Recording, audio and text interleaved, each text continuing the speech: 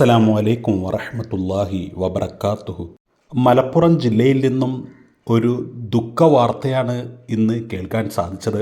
മലപ്പുറം ജില്ലയിലെ കോഡൂരിൽ വീട്ടിൽ വച്ചുള്ള പ്രസവത്തിനിടെ ചട്ടിപ്പറമ്പ് സ്വദേശിനി അസ്മ മരിച്ച സംഭവത്തിൽ ഭർത്താവിനെതിരെ ആരോപണങ്ങൾ കടുക്കുന്നു. ആശുപത്രിയിൽ പോയി യുവതി പ്രസവിക്കുന്നതിന് ഭർത്താവ് സിറാജുദ്ദീൻ എതിരായിരുന്നുവെന്നും ഇതാണ് യുവതിയുടെ മരണത്തിലേക്ക് നയിച്ചതെന്നുമാണ് വിവരം. കഴിഞ്ഞ ദിവസം 6 മണിയോടെയാണ് പ്രസവത്തെ തുടർന്ന് യുവതി മരിക്കുന്നത്.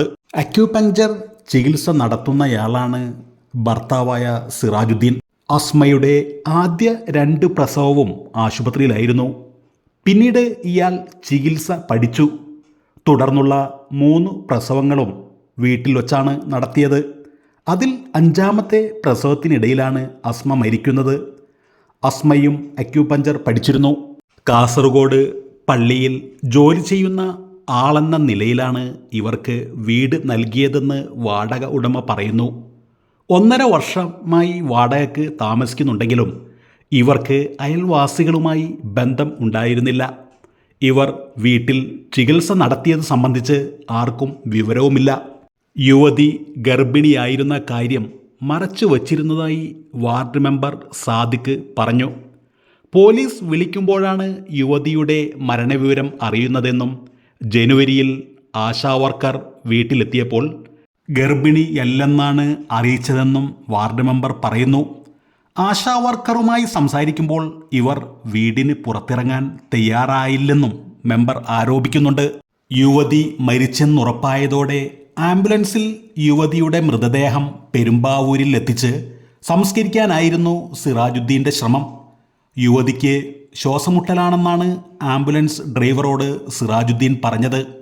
എന്നാൽ ഇയാൾക്ക് സംശയം തോന്നി പോലീസിൽ അറിയിക്കുകയായിരുന്നു. അസ്മയുടെ മരണവിവരം സിറാജുദ്ദീൻ മറച്ചുവെച്ചെന്ന് അയൽവാസി പറയുന്നു. ചോരക്കുഞ്ഞിനെ പോലും ആശുപത്രിയിൽ എത്തിച്ചില്ല.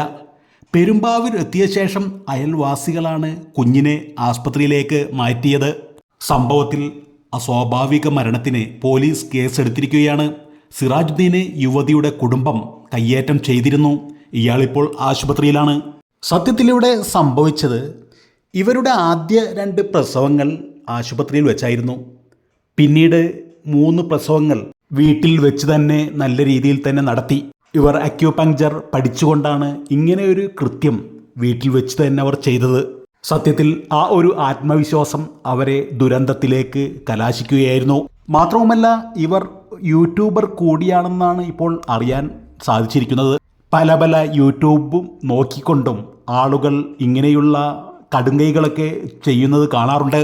അതൊന്നും എപ്പോഴും സക്സസ് ആയെന്ന് വരില്ല.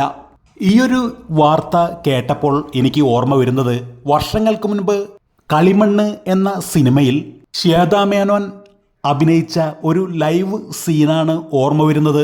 ശ്വേതാ മേനോൻ്റെ തന്നെ ലൈവ് പ്രസവമായിരുന്നു ആ സിനിമയിൽ ഉൾപ്പെടുത്തിയിരുന്നത്. അത് വളരെയധികം വിവാദമാവുകയും ചെയ്തിരുന്നു. ആ ലൈവ് വീഡിയോക്കെതിരെ ഒരുപാട് സംഘടനകളും രംഗത്ത് വന്നിരുന്നു. പിന്നീട് അതിൽ നിന്നെല്ലാം ഒരുപാട് കട്ട് ചെയ്തതിന് ശേഷമാണ്, സെൻസർ ബോർഡ് കട്ട് ചെയ്തതിന് ശേഷമാണ് പടം റിലീസ് ചെയ്തത്.